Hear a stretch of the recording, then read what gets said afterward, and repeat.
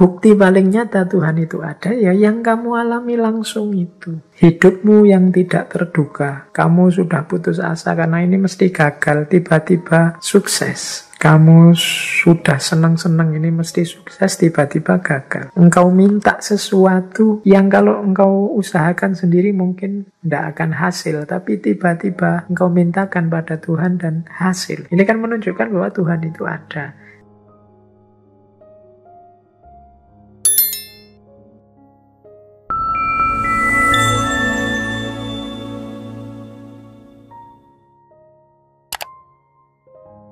Assalamualaikum warahmatullahi wabarakatuh. Bismillahirrahmanirrahim. Untuk menguji otentik tidaknya pengalaman keagamaan, serius tidaknya pengalaman keagamaan, apakah itu hanya pengalaman sambil lalu atau pengalaman agama yang sejati, ada beberapa parameter. Ujiannya pengalaman keagamaan itu ada 3. Yang pertama adalah immediate luminousness, pencerahan yang langsung. Jadi yang pertama ini yang dibahas adalah apakah pengalaman itu mencerahkan kita. Jadi ketika kita menjalani agama, ketika kita mengalami agama, tanyakan apakah pengalaman itu mencerahkan kita. Mencerahkan itu kalau dalam sains namanya momen eureka. Momen eureka itu ya momen ketika ini ternyata yang benar. Ada momen ahnya.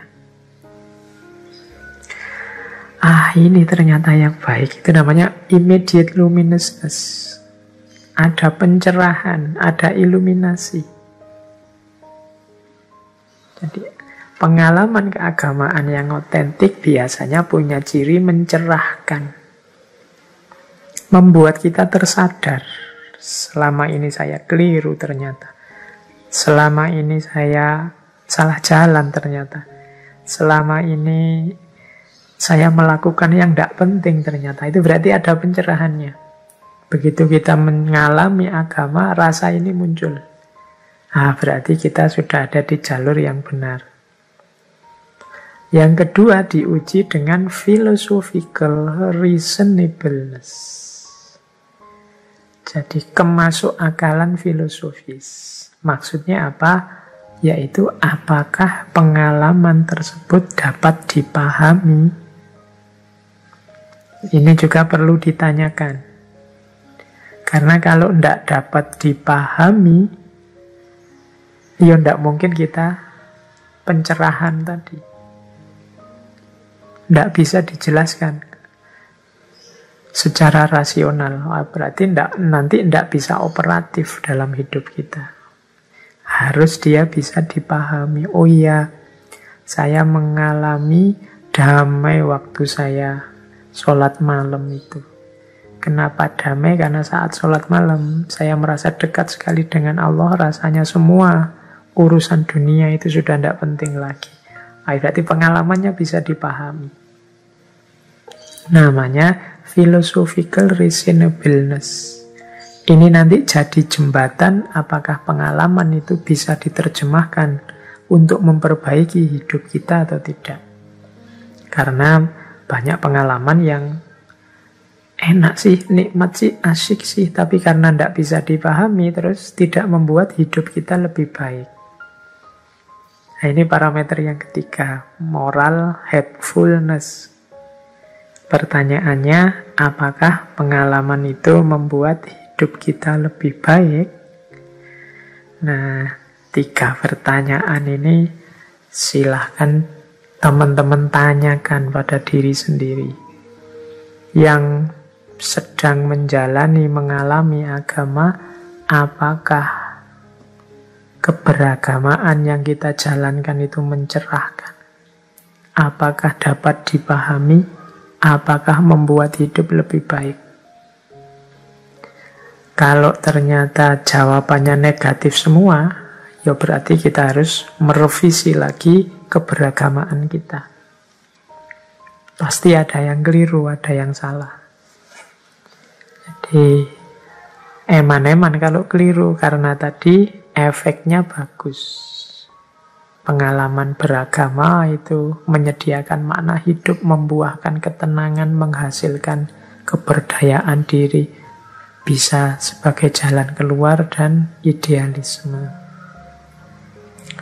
Oke, terus. Nah, sekarang macam-macam jalan beragama. Kalau ini sudah ngomong tipe-tipenya. Ini materi ini saya ambil dari bukunya Dale Kenyon yang judulnya Six Ways of Being Religious. 6 cara beragama. Kalau tadi yang saya bahas di depan itu kan kategori-kategori, tipe-tipe, ciri-ciri. Sekarang jalannya. Orang beragama itu modelnya macam-macam. Dan memang tidak seragam. Kalau teman-teman memimpikan model keberagamaan semua orang seragam, itu mungkin teman-teman akan putus asa sendiri. Karena memang gaya orang, pribadi orang, tipe orang itu macam-macam. Dalam bukunya Dale Kenyon itu ada 6 cara beragama. Ada cara moral, ada cara ritual, ada cara intelektual, ada cara mistikal, ada cara samanik, ada cara devosional. Nah, ini ada 6 cara beragama. Kelihatannya malam hari ini kita belajar beneran ini ya. Sejak tadi ngomongnya teori-teori terus wis ndak apa-apa. Ben wawasannya tambah. Semakin luas wawasan, semakin dunia ini bisa kita pahami, semakin hidup ini tidak terasa sempit. Boleh sambil minum dulu, silahkan. Ambil nafas dulu. Biar tidak kelagepen kokean teori.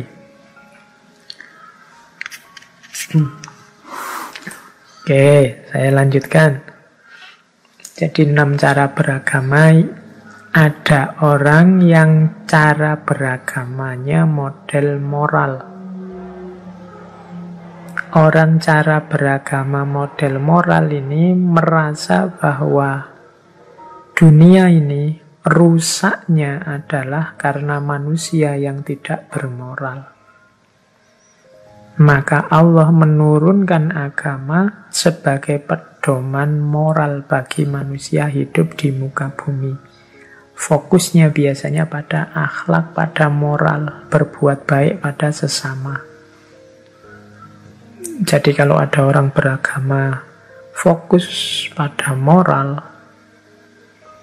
ingin pada perbaikan akhlak, menggelisahkan dunia yang semakin rusak karena manusia yang tidak bermoral, dan agama dianggap solusi di sini. Ini cara beragama gaya pertama. Belakangan kan mulai banyak orang yang sadar akhlak itu penting, moral itu penting, sehingga wacana agama, membahas agama itu yang terbayang adalah agama akan memperbaiki manusia lewat jalan moral. Ini gaya beragama yang pertama. Ini bukan ranking ya. Yang pertama bukan berarti terus ranking 1 yang lain jelek, enggak. Ini macam-macam. Nah, yang kedua ada gaya ritual. Kalau yang pertama tadi mungkin jargonnya kan sering kita dengar akhlak di atas ilmu, akhlak di atas apa, dan seterusnya. Itu fokusnya pada moral. Kalau yang ritual, ini fokus pada ritus, ya peribadatan. Jadi asumsinya dunia ini akan baik saja, akan tertib saja selama orang masih mau beribadah. Selama masjid masih rame, selama orang masih mau ngaji dan macam-macam, dunia ini akan beres. Nah, ini cara beragama kedua, fokusnya pada ritual, ibadah. Sudah sholat apa belum? Kamu puasa apa enggak? Hartamu sudah kamu zakati apa belum? Pokoknya fokusnya ke situ terus. Nah, ini namanya cara beragama yang fokus pada ritualnya. Terus yang ketiga, ada cara beragama intelektual. Nah, ini lebih melihat pada kurangnya pengetahuan manusia tentang Tuhan, tentang manusia, tentang alam. Maka orang yang gaya ketiga ini biasanya sibuk untuk nambah wawasan, sibuk untuk mencari ilmu, sibuk untuk mencari pemahaman lebih jauh, dan seterusnya. Nah, ini gaya intelektual. Kita semacam ini kan belajar, kita setiap minggu ngaji, tiap hari nambah wawasan, nambah ilmu. Kalau keberagamaan kita warnanya dominan ini, berarti kita cara beragamanya adalah cara beragama intelektual. Ada yang keempat, cara beragama mistikal. Cara beragama mistikal itu biasanya melihat bahwa dunia ini, yang materi-materi ini sifatnya negatif. Manusia harus mampu membebaskan diri dari godaan dunia dan masuk ke wilayah ketuhanan. Nah, ini gaya mistik. Jadi menyingkir dari dunia, menyisihkan dunia, menaklukkan godaan dunia, kemudian bergerak ke ranah ketuhanan. Ini gaya mistik, biasanya ya dengan laku-laku mistik tertentu. Mungkin ada model semedi, ada model uzlah, ada model puasa, ada pokoknya yang materi-materi dilemahkan, disingkirkan. Ini yang gaya mistik. Ada yang kelima, gaya samanik.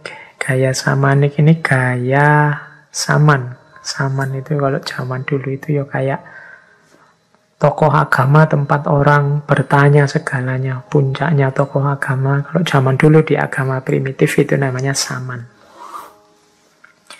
Nah, ini fokusnya orang saman beragama gaya samanik ini adalah beragama yang mengandalkan tokoh-tokoh. Jadi kita ini hidup punya banyak kebutuhan. Yang bisa memenuhi kebutuhan itu Tuhan, tapi sayangnya kita ini orang biasa. Tidak bisa berhubungan langsung dengan Tuhan. Hanya mereka-mereka, para tokoh ini yang punya keistimewaan bisa berhubungan dengan Tuhan. Nah, mereka ini jalan kita untuk meminta pada Tuhan. Jadi beragama yang fokus mengandalkan tokoh-tokoh agama. Ini namanya beragama gaya samanik. Mereka orang-orang khawas, kita hanya orang awam. Berarti kita harus ikut apa kata mereka, mengikuti petunjuk mereka. Kalau dominan keberagamaan kita seperti ini, namanya beragama gaya samanik. Nanti ada yang keenam, devosional. Devosional ini beragama dengan gaya pasrah, persembahan. Jadi memasrahkan semuanya pada Allah. Biarlah Allah yang menentukan segalanya, kita taslim saja, tawakal saja. Ini beragama gaya devosional. Nah, ada 6 gaya di sekeliling kita.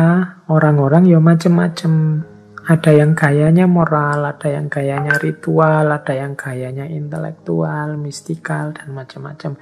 Kadang-kadang tidak saling cocok. Tidak saling cocok dalam arti saling ngeritik. Orang yang fokusnya ritual misalnya, terus mengkritik yang intelektual. Beragama, terlalu banyak mikir, terlalu banyak dianalisis, tidak jalan-jalan. Yang penting kan perintahnya apa, ya dijalankan. Oh, itu yang ritual ngeritik intelektual. Nanti yang moral ngeritik yang ritual. agama kok ya formalitas, fokus pada ibadah. Ibadah itu tujuannya untuk moral, biar akhlak manusia baik. Kuncinya ya di akhlak. Nah ini kritik orang yang gaya moral pada orang yang gaya ritual. Nanti mungkin yang intelektual mengkritik mistikal, ya mungkin saja. Misalnya yang intelektual bilang, dunia kok disingkirkan. Dunia itu justru kendaraan kita untuk sampai pada Allah. Itu saling mengkritik. Atau yang samanik, mengkritik semuanya. Allah diakui saja, kita ini orang awam saja kok ya. Nggak usah macam-macam lah, biarlah yang pinter-pinter saja yang menunjukkan kita jalan yang benar. Kita ini ya wenangnya cuma ikut saja, itu mungkin samaan. Atau yang devosional mengkritik, semuanya kan ketetapan Allah, takdirnya Allah, mbok sudah kita pasrah, kita ikuti saja skenario yang dititipkan oleh Allah. Ini cara-cara beragama ya teman-teman. Macam-macam orang ya beda-beda cara beragamanya. Kita yang harus luas wawasannya biar bisa maklum, biar bisa saling menyikapi dengan baik perbedaan-perbedaan cara beragama ini. Jangan saling klaim gayaku yang paling baik, gayaku yang paling benar. Ya setiap gaya ya mestinya ada kurangnya, ada lebihnya. Intelektual saja ya adalah kurangnya, mistikal saja ada kurangnya, devosional total juga ada beberapa kelemahannya, hanya moral saja juga ada kelemahannya, ritual saja apalagi.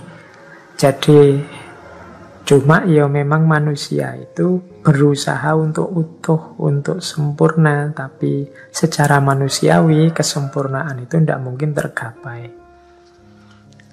Biasanya ya setiap orang kelihatan saja cirinya. Oh, kalau orang ini gayanya moral. Kalau orang ini gayanya saman. Kalau orang ini gayanya mistikal. Ini 6 cara beragama. Ini teori ini ditulis di buku 6 Ways of Being Religious. Silahkan dicari bukunya untuk belajar tentang cara kita menjalani agama. Biar ndak gegeran terus, sebenarnya ternyata kuncinya bukan mana benar mana salah, ternyata kuncinya ada pada gaya kita beragama beda. Ada yang gayanya ritual, yang sini gayanya ternyata mystical, yang situ gayanya saman. Ini sebenarnya kalau kita mau saling belajar ya kita semua akan tambah kaya. Ikhtilafu ummati rahmah, kalau Kanjeng Nabi bilang begitu, itu sebenarnya maksudnya kan kalau beda-beda itu kan menunjukkan kita kaya. Ada macam-macam. Oke, kalau ada yang tanya, Pak, bisa enggak Pak? Satu orang kombinasi moral sekaligus ritual? Ya bisa saja. Enggak harus satu. Mungkin ada orang yang devosional tapi sekaligus juga mystical misalnya. Mungkin ada yang ya ritual ya moral. Ritualnya mantep, moralnya diperhatikan, ya bisa kombinasi-kombinasi. Tapi biasanya selalu ada yang lebih dominan. Misalnya, saya itu intelektualnya ada Pak, mistiknya dikit-dikit. Dalam hal tertentu saya saman. Tapi secara umum, biasanya kalau dicermati, kalau modelmu sebenarnya ya kamu lebih banyak ke moral. Kamu lebih fokus ke akhlak, lebih fokus ke hubungan dengan sesama yang baik. Atau kalau kamu ya semuanya ada tapi kuat di ritual, kamu lebih perhatian pada formalitas peribadatannya dan seterusnya. Monggo, ini hanya tawaran kacamata untuk memahami jalan beragama. Dari sini nanti muncul pengalaman beragama yang pastinya beda-beda. Orang yang fokus ke moral, orang yang fokus ke ritual, pengalaman keagamaannya pasti juga tidak sama, macam-macam. Oke, terus kita lanjutkan. Nah, sekarang kita lihat juga sedikit teori yang lain tentang modenya. Kalau tadi caranya, ada mode beragama hari ini. Jadi pola-polanya.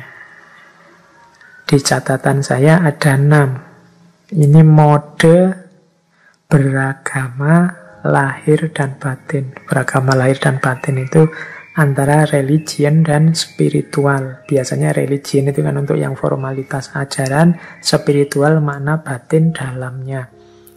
Nah, hari ini ada kategori-kategori sejauh yang saya tahu. Mari kita lihat, ini juga nanti menentukan pengalaman keagamaan setiap orang. Yang pertama, ada orang yang cara dia beragama, kalau ini di barat banyak hari ini, yaitu spirituality without religion. Ini kontroversial sekali temanya, yang didiskusikan dalam tradisi filsafat barat, yaitu spirituality without religion. Spirituality without religion itu agama no, spiritualitas ya, yes. Jadi agama yang formal, yang seperti kita kenal, Islam, Kristen, Yahudi, dan macam ndak lah, yang formal dan dilembagakan, ketika dia diformalkan itu ya sudah intervensinya manusia. Ini ada pandangan begitu. Kalau saya spiritualitasnya saja. Jadi aspek batin kedalamannya saja. Spirituality without religion. Ya kalau dicontohkan, disambung-sambungkan, hari ini mungkin mirip. Hal ini seperti kebatinan. Ajaran kebatinan itu kan spirituality without religion. Fokus pada spiritualitasnya saja. Bagaimana menghidupkan, mengembangkan spiritualitas tanpa harus berafiliasi ke agama resmi formal tertentu. Ini gaya pertama. Kekecewaan-kekecewaan pada agama yang hari ini mungkin dianggap sumbernya masalah, sumbernya konflik, bahkan sumbernya teroris, tragedi-tragedi kemanusiaan, membuat orang terus, ndak usahlah kalau agama formal, saya spiritualnya saja. Kalau spiritual oke, tapi kalau agama yang formal ndak. Ada orang gaya ini, hari ini, mode pertama. Mode kedua, spirituality with religion. Kalau ini imbang. Jadi spiritualitas ya, religion agama ya. Jadi ya spiritual ya agama. Saya ikut agama dan ajaran-ajarannya, saya juga belajar spiritualitas. Kalau spiritualitas sifatnya universal, kalau agama ya sifatnya formal. Nah ini gaya kedua. Ya memeluk agama tertentu, tapi juga mendalami spiritualitas secara luas. Tidak hanya di agama itu saja. Kan sekarang banyak misalnya di antara kita ya beragamanya serius juga, tapi kemudian menggali khazanah spiritualitas dari mana-mana. Tidak cuma spiritualitas agamanya. Jadi spirituality with religion. Ada gaya yang ketiga. Kalau gaya ketiga ini religion for spirituality. Religion for spirituality ini agama untuk spiritualitas. Maksudnya apa? Iya, saya setuju spiritualitas, saya juga ingin mengembangkan spiritualitas, dan jalannya adalah agamaku. Jadi, saya mengembangkan spiritualitas, misalnya kalau kita yang muslim ya dengan cara sholat, dengan cara zakat, dengan cara puasa, dengan cara haji. Jadi jalur-jalur formal ini dikejar, dilaksanakan secara mendalam sampai level spiritualitas. Jadi dengan beragama kita bisa meraih spiritualitas. Nah, ini religion for spirituality.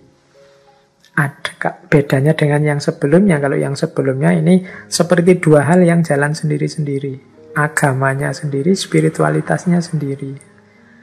Misalnya ada orang ya yang agama yang formal-formal. Sholat, ya puasa, tapi dilaksanakan sesuai ajaran formalnya. Nanti untuk urusan spiritualnya dia nyari sendiri yang lain. Atau mengembangkan versi-versi yang dia cocok. Ya macam-macam kan model-model spiritualitas.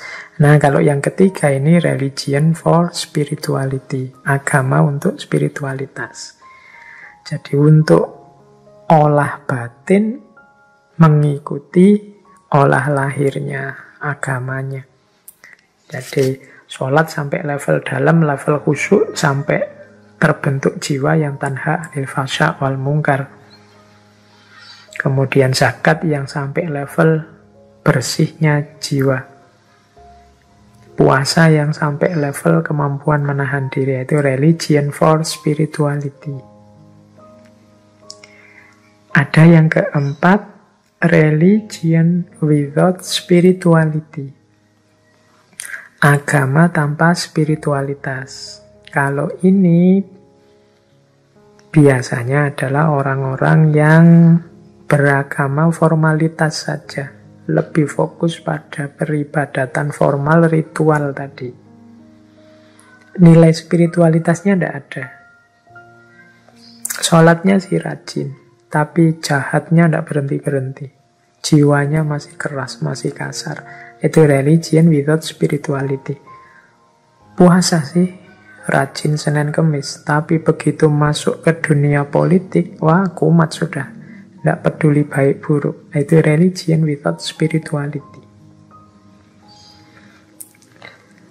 Ada yang kelima, kalau ini mirip tadi, mirip gaya samanik tadi, idol-centered. Kalau ini mode beragama yang pasrah saja pada tokoh idolanya. Idolanya bilang apa, itu yang diikuti. Panutannya mengajarkan apa, itu yang diikuti. Nah, ini gaya yang kelima. Ya alhamdulillah, semoga guru yang diikuti baik. Asal tidak ngawur, insya Allah kita bisa dapat guru yang baik. Karena kebanyakan kita yang ikut ngaji ini kan orang-orang awam sebenarnya, jujur apa tidak. Termasuk saya ya awam. Orang awam itu biasanya ya membaca kitab sendiri, baca buku sendiri, tidak paham. Butuh diwacake, butuh dibacakan. Bahkan kadang mendengarkan sendiri ya tidak paham, butuh dituntun pelan-pelan. Nah, ini biasanya keberagamannya masih idol-centered, fokus pada idolanya. Dan ada yang keenam, kalau keenam ini institutional commitment. Ini orang yang beragama di level kewajiban-kewajiban. Kok sholat mas? Ya gimana lagi, orang Islam kewajibannya ya memang sholat. Jadi keberagamaannya sifatnya hanya loyalitas saja, komitmen saja. Tidak ada nilai kedalamannya. Oke, institutional commitment ini mirip tadi religion without spirituality. Cuma kalau ini lebih formalitas lagi. Keberagamaan mungkin minimal. Yang penting sembahyang lah, nah itu institutional commitment. Nah, intinya itu. Oke, baik. Ini untuk yang mode. Tadi ada 6 jalan beragama, ada 6 mode. Ya ini saya tidak tahu teman-teman ada di mana. Ini untuk bahan kita refleksi, muhasabah. Semoga tidak dijadikan bahan untuk nuding orang lain. Nuding diri sendiri kita saja.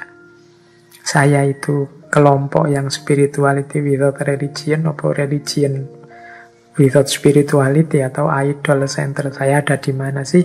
Sudah baik apa belum kalau yang seperti itu? Monggo bahanmu untuk muhasabah. Jangan dijadikan bahan untuk nuding orang lain. Kecuali mungkin teman-teman butuh untuk teori, nulis skripsi, atau nulis tesis, atau nulis disertasi, ya monggo. Oke, saya lanjutkan sedikit lagi. Ini terakhir, pengalaman keagamaan ini juga dalam tradisi filsafat agama sering juga dijadikan dasar argumen untuk membuktikan adanya Tuhan. Jadi, kalau teman-teman belajar filsafat agama, filsafat ketuhanan itu kan ada macam-macam. cara membuktikan, menunjukkan bahwa Tuhan itu ada. Nah, ada yang bilang sebenarnya ditunjukkan dengan akal, dengan panca indera, tidak mungkin bisa Tuhan itu. Satu-satunya jalan yang bisa membuktikan bahwa Tuhan itu ada ya dialami langsung. Atau religious experience. Pengalaman keterlibatan Tuhan dalam hidup kita, itulah bukti yang paling kuat bahwa Tuhan itu ada. Misalnya, ini saya ambil contoh jawabannya proklamator kita, Pak Karno, suatu ketika waktu ada yang tanya, mengapa Pak Soekarno ini masih beriman? Buktinya apa Tuhan itu ada? Nah, terus Pak Karno jawabnya begini. Ya, jika saya harus membuktikan kepada saudara bahwa Tuhan itu ada, saya tidak bisa. Tetapi bisa membuktikan kepada diriku sendiri, kepadaku sendiri, bahwa Tuhan ada. Bahkan saya sering bercakap-cakap dengan Tuhan. Saya sering meminta kepada zat itu. Itu pun belum merupakan bukti Tuhan itu ada. Bahwa saya sering meminta kepada zat itu, dan zat itu memberikan kepadaku apa yang ku minta. Nah, itulah bagiku satu bukti yang nyata bahwa Tuhan itu ada. Jadi ini kalimat dari Pak Karno ini untuk menjelaskan bahwa kalau saya harus menjelaskan apa sih buktinya Tuhan itu ada, saya tidak bisa. Tapi saya sendiri yakin Tuhan itu ada karena saya mengalami langsung Tuhan. Saya sering berhubungan dengan Tuhan, bercakap-cakap dengan Tuhan. Bahkan saya meminta kepadanya dan dipenuhi. Ini kan bukti bahwa Tuhan itu ada. Saya kadang, kalau dalam hidup kita sehari-hari ya kan, kadang kita bahkan tidak terang-terangan minta, diberi. Apalagi kadang kita juga serius minta dan diberi. Itu kan menunjukkan bahwa dia ada. Dengan argumen rasional, dengan tata logika yang rumit, kita sering membuktikan adanya Tuhan. Tapi versi religious experience, bukti paling nyata Tuhan itu ada ya yang kamu alami langsung itu.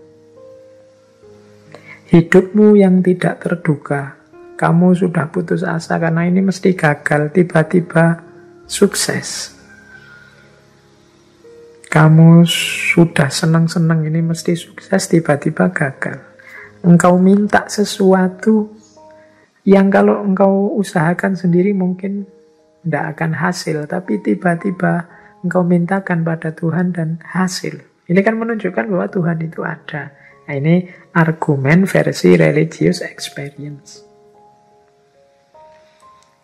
Ya ini susah dijelaskan. Religious experience seperti saya bilang di atas tadi, ini tidak mudah dijelaskan. Tapi yang jelas, engkau masing-masing mengalami kehadiran Tuhan dalam hidupmu sendiri-sendiri. Itulah bukti yang paling kuat adanya Tuhan. Argumen ini namanya argumen for religious experience. Oke, saya kira itu ya teman-teman. Sudah agak panjang saya menjelaskan tentang pengalaman keagamaan. Mohon maaf malam hari ini serius kita belajar. Mungkin ada beberapa yang belum terpahami, ya nanti rekamannya bisa diulang lagi. Dan paham tidak paham itu kan memang anugerahnya Allah. Berdoalah supaya bisa paham. Kunci paling mudahnya kan begitu. Kalau belajar upaya kita, tapi paham dan tidak paham, pinter dan tidak pinter itu anugerahnya Allah. Lebih ke sana. Maka selain berusaha mencari ilmu, selain belajar, tetap jangan lupa berdoa. Paling tidak dengan kita berdoa tadi ya, kita sedang mengalami agama, menjalani agama dengan segala macam kemanfaatannya.